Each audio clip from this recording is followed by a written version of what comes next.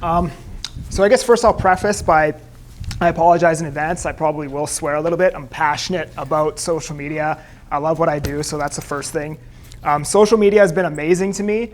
It went far better than I ever had imagined that it would go. Doing 57 deals my first year. I was able to buy my dream home last year. Not a day goes by where I leave the home, somebody comes up to me, people stop their car, they'll like ask me to like FaceTime their wife and crazy stuff like that, which is like a big shock coming from being a plumber 3 years ago to now that, right? So,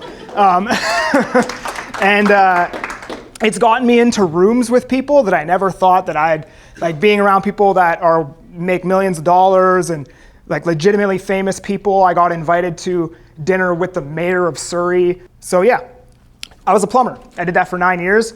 And it was a good career. I made, good money doing that, or what most people consider to be good money. But I hated it, right? And then one day I was listening to this podcast, and some guy basically said, he's like, "Why are you doing so much shit that you hate doing? Like, you don't have to live your life doing shit that you hate doing. Like, that's a choice, right?" And I sat and I thought about that, and I'm like, yeah. I'm like, I work like 12 hours a day. I get home, I make dinner, I eat it. By the time I'm done making dinner and clean the dishes, it's bedtime, I have to wake up and do it all over again. Like, I hate all this shit. Why am I doing all of this, right? So at that point, I got into real estate because I had been an investor in real estate and I was already passionate about the investing side. I started making some cold calls, right? I was doing like 50, 75 cold calls a day, door knocking twice a week. And I did some deals. Like like my biggest sale to date is still from door knocking, but I reflected on that. I'm like, why did I get into real estate?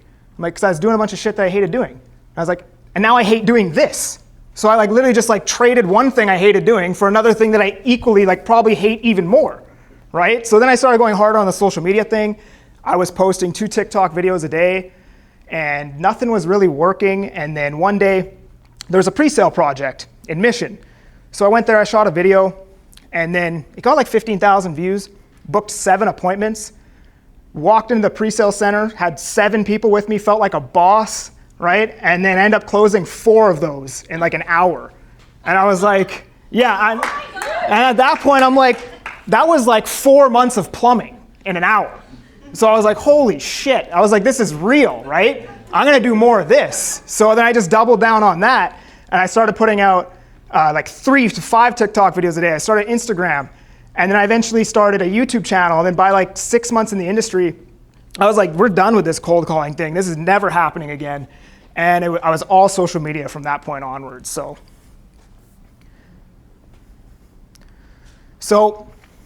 here's the main thing that I figured out about social media and the reason why I recommend it. So number 1, understanding what leverage is. So leverage is when your inputs equal exponentially more than your outputs. So what you receive is exponentially greater than what you're putting out, right? Social media is pretty much the only method of marketing that gives you leverage, compoundability, and I'll get into that. So this is how every business in the world works, okay? And this is how you basically beat business. You have marketing, and your goal as a realtor or a mortgage broker or whoever is to start filling that bucket with water, which is leads, right? And then what you want to do when you start off, your bucket will have holes in it. So as you're putting water in it, some of the water is spilling out of the holes. What you should do as a business owner is basically you want to fill all these buckets and plug all of them. And once that's done, you've completed business. You now have a business that you can package and sell to somebody. That's the goal of business, right?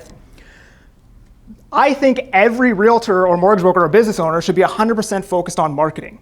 And I'll tell you why. If you're a very good marketer, you can pretty much skip sales. Every lead that I talk to, like if you think of this as a funnel, and like this is like green to red, right? Every lead that I talk to has been so warmed up from my marketing that sales is pretty much already complete. And by the time I talk to them, they're like down here at the bottom of the funnel, right? If you think of like Jake Paul, okay? He's not a salesman. His fulfillment is shit. Like that fight sucked with Mike Tyson, right? That was like the worst boxing match ever. But because he's such a good marketer, he can make $40 million doing that boxing match, right? Conor McGregor hasn't won a fight in like a decade, but he's the highest paid UFC fighter of all time because he's an amazing marketer, right? So if you look in the States, there's people out there that run YouTube channels that don't do any sales or fulfillment. They literally just get the lead from marketing and they refer it out to somebody else and take 50% off of it, right? So marketing is the best part, and what most people will do is they'll just try to go right into sales, or they'll spend very little time on marketing. They'll throw up an ad that's like, list of the $700,000 townhomes in Nanaimo, right? Which it works. The problem is this lead is going to be at the very top of the funnel. So you have to do so much work in sales. You have to spend so much time here to get them down to fulfillment. You have to, I think the average is you have to follow up with them like 14 times or something crazy like that to move them down to fulfillment. And that's because the marketing isn't good enough. They haven't spent enough time up here, so they're spending all their time in here, right?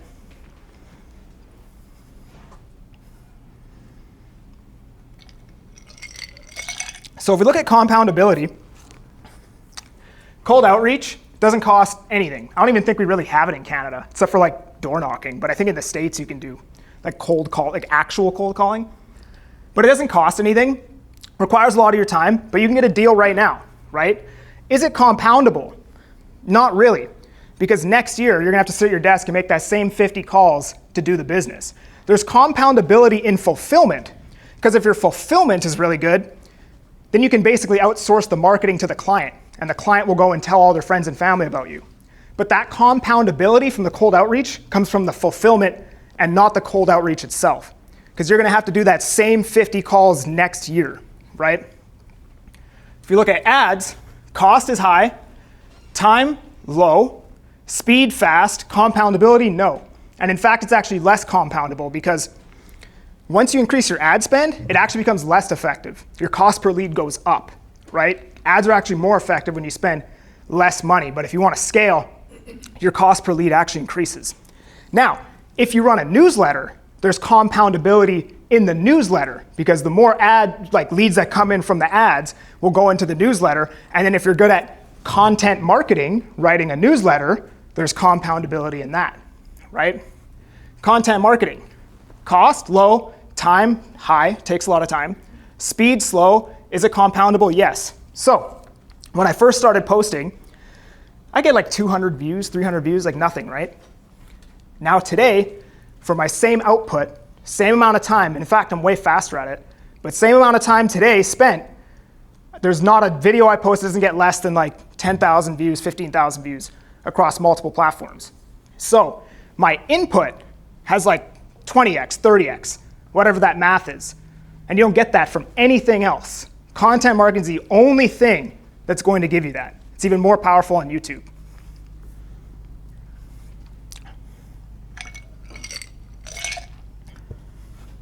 So attention equals currency. I'm sure we've all heard this. I'm not going to spend a lot of time on that, but I do want to talk about overvalued and undervalued attention. Realtors usually get mad at me when I say this, but when you spend money on like a bus bench, does it work? Absolutely, it does work. And you can make a lot of money with flyers on bus benches. However, in my opinion, it's overvalued attention because you're gonna spend whatever it is, $10,000 a month on this.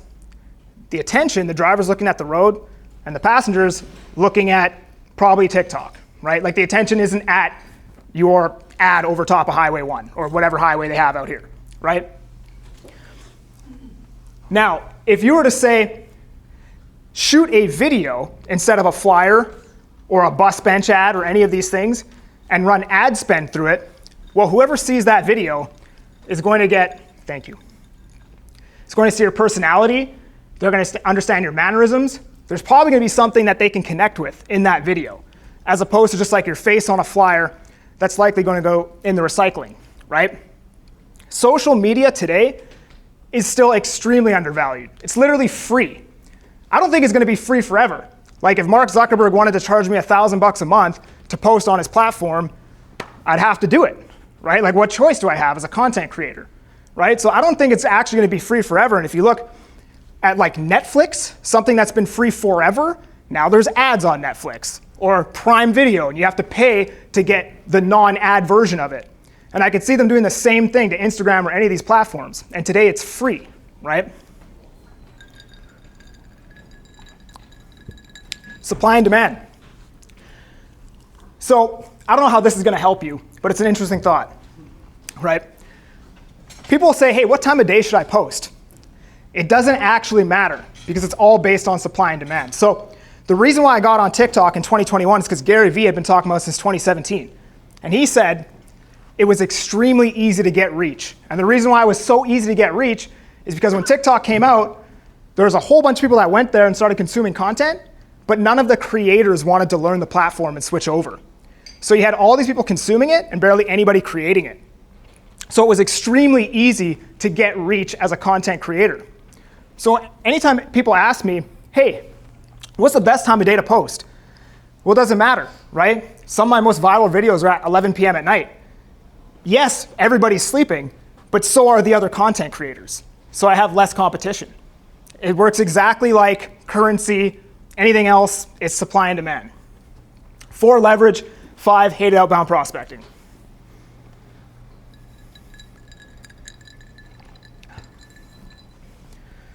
Okay, so there's a couple reasons why people aren't using social media that I want to cover. So number 1, you're scared what people think, right? People are usually worried about like one person from their high school or like 2 people or something like that, and that's why they don't post on social media, right? And the reason why and how you're going to get over that is people have a version of you that they've created inside of their head. And the second you start doing things that are incongruent with that version of you that they created, to them it looks like you're being inauthentic, right? Why is Connor posting on social media? He's a freaking plumber, right? How is he like, what does he think he's like educated on real estate now, right? But after you've been posting for 3 months, suddenly they just recreate a new version of you inside of their head, and then there's no reason to talk shit about you anymore. So that just comes down to being consistent and just kind of reinventing yourself, right? Number 2, people will say, I don't like the way I look and sound on camera, right? That is the way you look and sound in real life, right? Whether or not you post a video is not going to change the way you look and sound in the real world. The only difference is you're going to look and sound like that right now, right? Instead of on a video, right? So get over it, basically. So this quote, I'm not going to read the whole thing, but basically, I guess I'll start from like right here. Who at the best knows in the end the triumph of high achievement, and who at the worst, if he fails, at least fails while daring greatly, so that his place shall never be with those cold and timid souls who neither know victory nor defeat.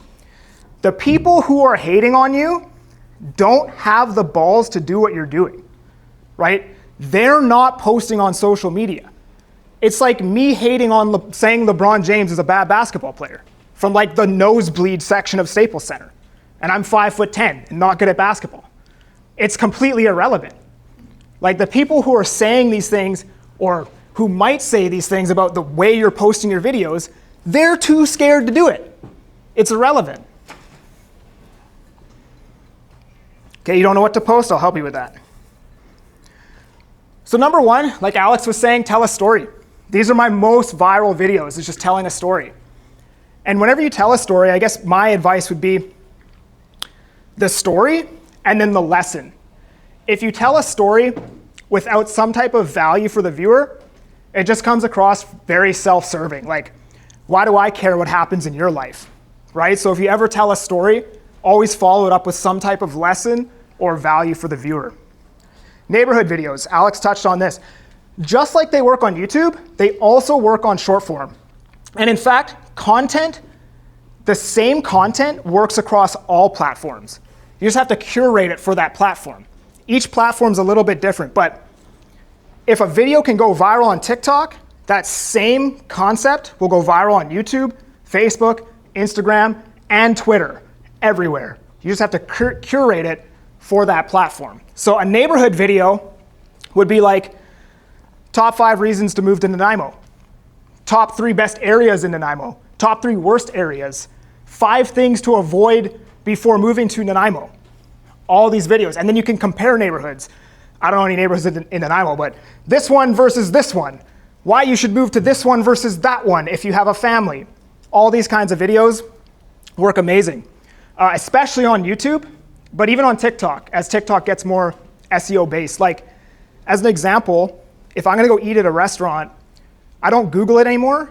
I actually type it into the search bar on TikTok, because people have made hundreds of videos, and there'll be like a video of the food and the restaurant. So it's a lot quicker. And if you make videos of a neighborhood, I'm sure it's gonna get to the point where people will be TikToking about that neighborhood if they're going to move there, right? Property tour videos. This is what I teach most of the younger agents who don't know about like the macroeconomic environment of Canadian real estate and all these things you have to spend hundreds of hours to understand. This is probably the single best way to sell real estate. And nobody's doing it in Nanaimo. Not a single person's doing it here. That right there, if you just went out and shot one of these every day, you would sell 20 homes this year, guaranteed, 100%. And I know because I have about 7 or 8 agents now in my program who are doing exactly that.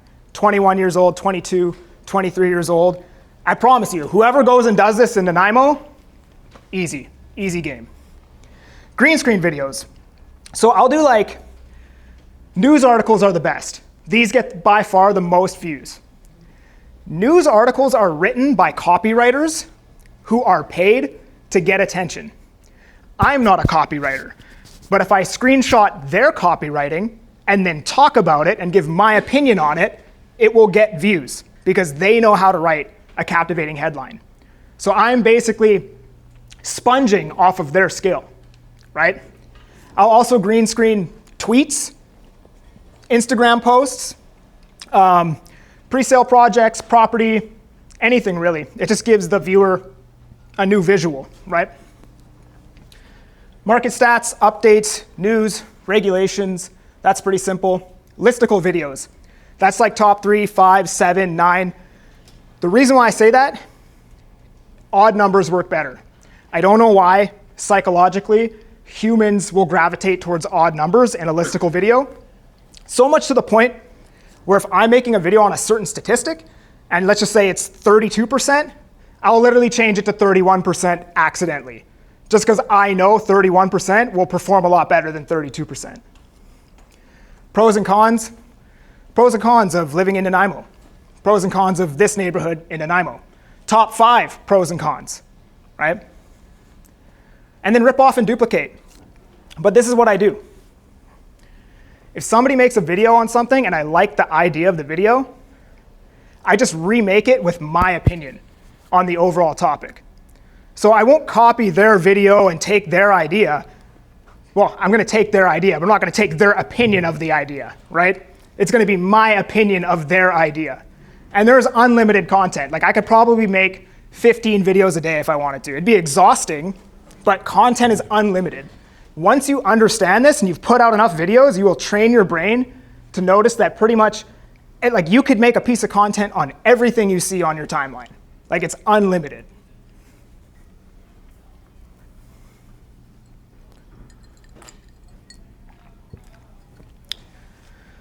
So here's a third reason why people don't use social media. And one of my partners is like this too, right? I paid for coaching from a guy named Wes Watson, and he taught me a lesson, and you can believe this or you can believe whatever you like, but he taught me that the purpose of life is to become the best version of yourself and then give that person to the world. Because when you do that, you can't help others until you help yourself, right? So once you help yourself, now you're in a position to help others. So there's a lot of people out there that are making 500 grand, $1 million. They're very successful. They've done all this. And they're like, well, I don't need to do social media. I already have referral business. I'm set up. I'm this and that. I'm good. But you're not doing the next part of that purpose, which is you created that version of yourself that you admire or the best version or close to it, but you're not doing the second part, which is give that person to the world. So I'll share a story. I put out a video. I don't remember what the statistics were on this. I looked it up, but I'll give you a brief overview. The video was about how smoking cigarettes are bad. Went crazy viral. Got like 950,000 views. And then I got a message from like a guy that was like, hey man, I think that video might have saved my life. And I was like, that's crazy, right? I wonder what the actual odds are that this video saved someone's life. So I like looked up the stats, and it was like 60% of people smoke in the state, or it's like 11% of people smoke in the States, and then 50% of those people would eventually die due to smoking-related causes. These aren't the exact stats. But I remember it was about 60,000 people who watched that video will eventually die from smoking. And when you look at the probability of that, it is literally impossible that that video didn't save somebody's life. Because if that was the straw that broke the camel's back, where somebody watched that video and was like, yo, I'm done with this, and they quit, like, it is impossible that that didn't happen with at least one person. And I know this because it happened to me. I was watching a video. This was May of 2020. My girlfriend was in like Kelowna, and I was at home watching this YouTube video. And it was like a stupid like motivational video where they just like B-roll and then like subtitles of somebody inspirational talking. Never watched these. Somehow landed here. And Jordan Peterson says, he's like, stop doing all the stupid shit you know you shouldn't be doing. Imagine where your life would be if you just cut that shit out. And at that point in my life, I'm like, I'm doing a lot of stupid shit, right? Drinking, smoking, doing drugs, like everything. And I woke up like the next day, done. Stopped everything. Drinking, smoking, everything. My life just took off, right? A year later, got into real estate. Whole life just took off after that. And that's the power you have with social media, is you can literally change somebody's entire life with one freaking sentence, right? So here's the thing.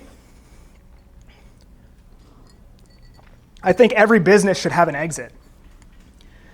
I think for a long time, and again, might be a controversial opinion, the game plan for a realtor has been sell real estate, and then your exit is buy real estate.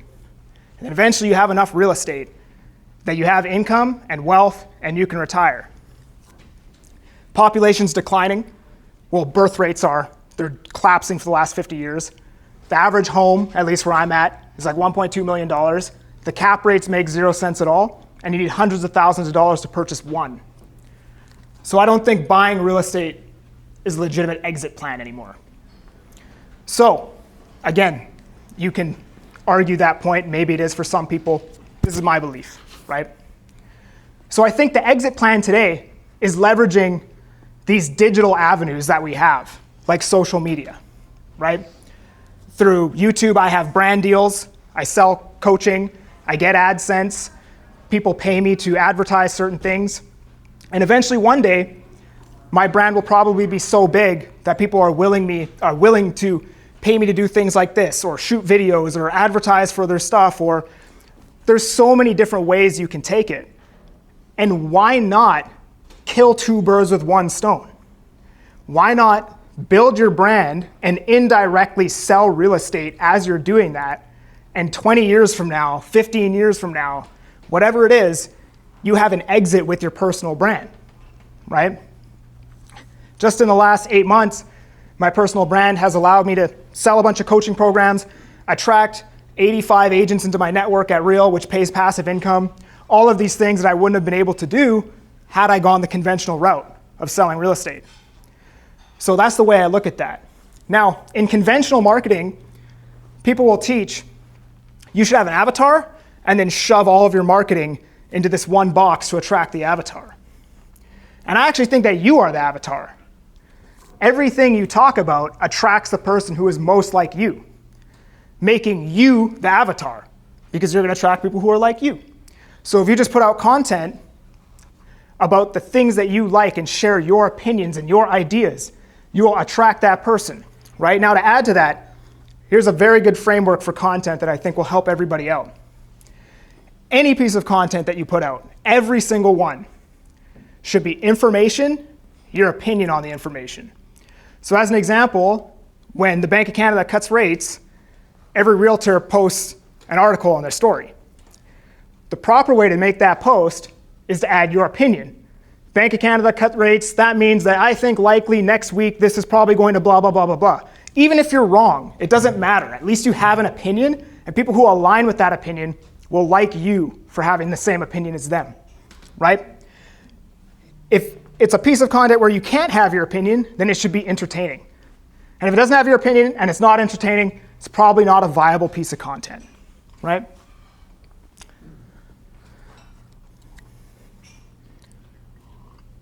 Okay, so real quick, quantity over quality.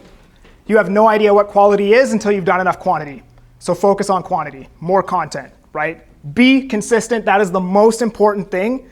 I have never missed a day. There was one day in October of 2022 that I missed. Since then, I have not missed a single day, ever. No matter what the circumstance is. The second you miss a day, it will screw with your psyche. It's like missing a day at the gym and then missing another day. Going back to the gym that third day is extremely difficult. So I'm so paranoid, I think my whole business and my whole life is just gonna completely implode if I miss one freaking TikTok video. Like, I am extremely paranoid about this. You have to be consistent, right? Trial and error. The more shots on goal, the more you're just gonna figure stuff out, right? I know a video will go viral before I post it because I've posted hundreds of other videos that have gone viral just like it. I've just done it enough times. I've posted like 7,000 videos, right? And that's all from being consistent and never missing. And I already talked about opinions. You have to be a little bit polarizing. You have to share your opinion, right?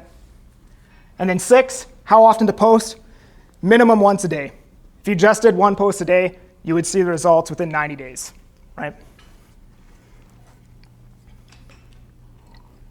Now, if you want to contact me, you can hit me up on Instagram right here. If you're interested in getting the social media journey started, I do sell coaching.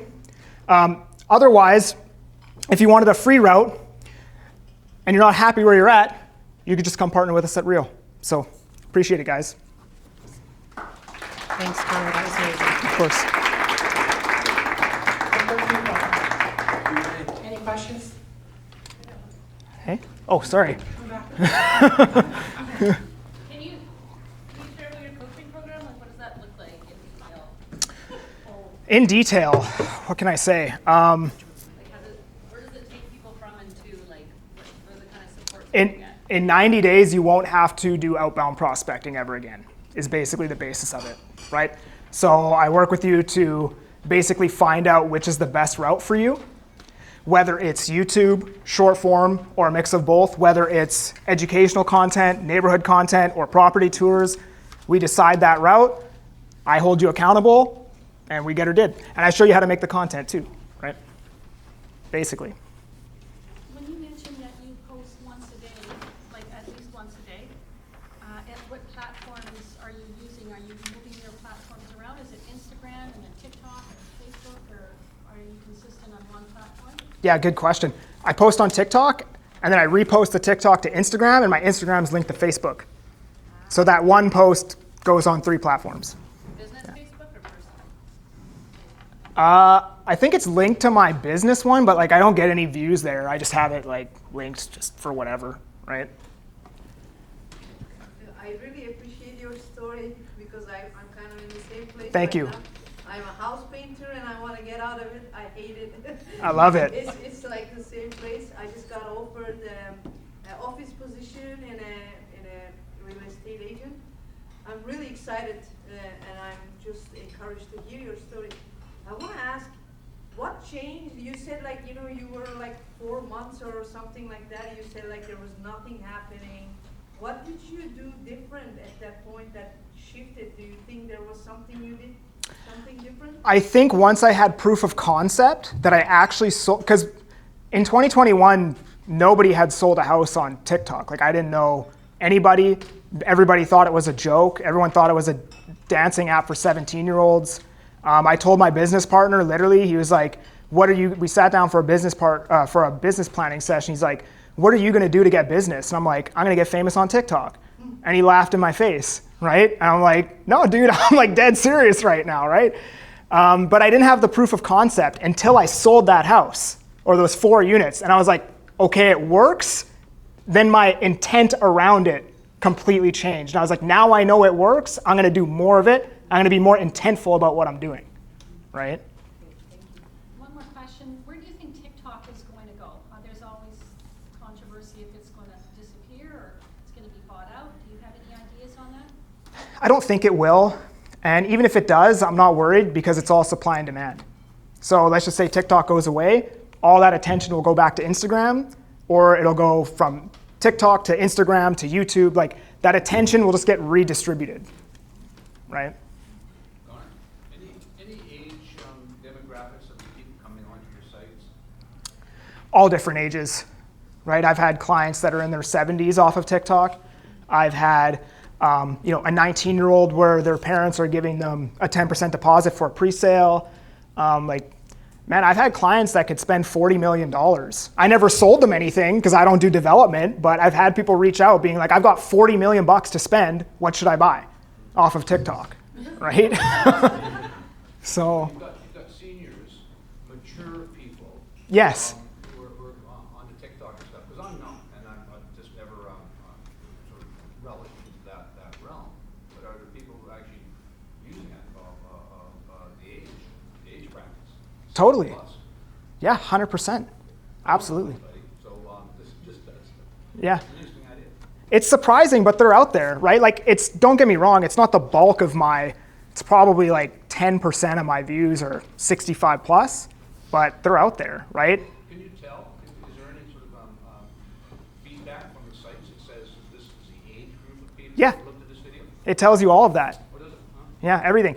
But just because, like, let's just say you are a senior, that doesn't mean that you're going to attract senior clients, right? Like, people might like who you are who are in their 40s and 30s and 20s, right? Just like I don't have anything in common with, or a lot in common with somebody in their 50s, but I get a lot of clients who are in their 50s, right? Because they're like, oh, this guy seems like a hustler, and I like some of the things that he has to say about this, that, and the other, and yeah. I was just thinking of using it for marketing a specific development that I've worked in for 25 years here called Cameron Island, but I've never done videos and stuff for it. What ends up happening is like somebody's daughter will know that their mom is looking for a place and they will send that property to them. Yeah, okay. Right? Because I hear that all the time, be like, hey, my sister sent me one of your videos, just wanted to get some information on it, right? Gotcha. Any more questions? Good? So obviously what you put into it is what you get out of it. Do you find through your coaching that like different pockets of different areas have more success based on like regional? Because I know like the mainland, there's a lot of realtors, there's a lot of competition. On the island, I mean there's more people, less realtors, but you have feedback through coaching that people struggle in certain areas, or is it just the content is not really linked to the areas maybe? To be honest with you, I've only coached people in Toronto, Alberta, and here. And so far, I haven't seen a difference in results. It has a lot to do with who you are as a person. Just like anything else, like social media may not be the path for you, right? Maybe you are somebody who should be cold calling or door knocking, but I also think that there is a route for pretty much everybody, depending on how much work they can put in, right? Like I actually think that like somebody who isn't like loud and energetic and blah, blah, blah should be on YouTube, right? YouTube is actually more forgiving than short form, I think, right? Because people are there to get the information, right? So like maybe short form isn't the way for somebody, but if you're putting out good content, structuring a video properly, doing a good thumbnail and title, YouTube might be the route. So there's always a way to make it work. There's people killing it on Twitter who do no videos, who never show their face, right? Because they're good writers, right? So to answer your question, can it vary by region? Probably. Is there still a way to make it work? Absolutely, yeah. On average, how much time do you put in regards to planning, content creating, editing, and then putting it out there? Like, do you schedule it? Pretty much zero. Like I pretty much just do it off the cuff. Yeah, like my TikTok, TikTok and Instagram I spend almost no time on. YouTube takes more time. But even that I've gotten really efficient at. But in the beginning, I used to sit in my car for 30 minutes being like, I don't know what to talk about, man. And I like scroll through my news feed to try to find something. But as you do it, you'll get way faster and more efficient at it. So yeah, you just have to start doing it and you'll train your mind to understand what content is. And like I could make unlimited content now. I could pump out 10 videos in 20 minutes now if I wanted to, right? And would you say hashtags help quite a bit in regards to content creation? They do. Yeah, they do. That's a long discussion. On TikTok, they do. On Instagram, they don't. On YouTube, they do sometimes. TikTok, your hashtags have to be more targeted because TikTok will transcribe your video. And if you confuse it, like as an example, if I make a video, I would not use the phrase investor, entrepreneur, and like the gym all in one video because TikTok's not going to know how to transcribe that. If I have a hashtag that's like entrepreneur, gym, business owner, blah, it's not going to categorize the video. It has no idea what you're talking about. So when you make a video on TikTok, it's got to be like one topic and then all the hashtags and like everything you write in the title and everything has to be geared towards that one topic. Yeah. Anybody else? Cool. I have one more question. Yes. So are you actually coaching people? Like, would you personally look at somebody's, what they're doing and figure out what you think would work best for them and like do a one-on-one, like? 100%. Okay. Yeah. Just wondering if you have your own coaches that do it. No, it's all me. Like, talk about Yeah, 100%. Yeah. So, sweet. Thank you, Don. Thank you.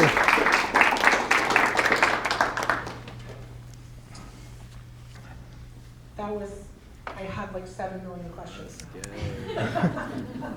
And I'm gonna arm wrestle y'all to get to the front of the line, because I know it's really line. Because my hands were fucking cold. It wasn't my body. My body was hot, but my hands were fucking cold.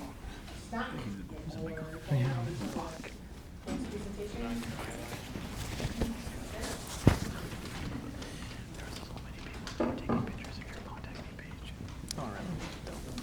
I was a pipe fitter by trade. Oh, no way. Fire sprinkler fitter, yeah. It's amazing. How long ago?